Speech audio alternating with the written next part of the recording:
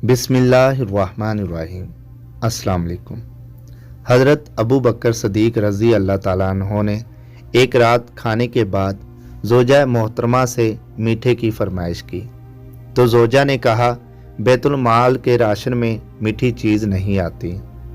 कुछ अरसा बाद घर के दस्तरख्वां पर हलवा देखकर घर वाली से पूछा, हलवा कहाँ से आया?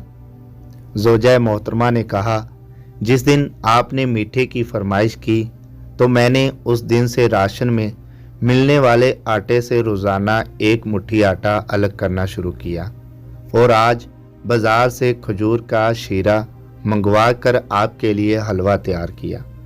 अबू बकर सदीक रज़ी अल्लाह ताला अन्हो ने अगले रोज़ बैतुल माल के इंचार्ज से कहा कि मेरे घर भेजने वाले राशन में आटा एक मुट्ठी कम कर दो क्योंकि ये ज़रूरत से ज़्यादा है। वो थे अपने वक़्त के लीडर और ये हैं हमारे वक़्त के लीडर।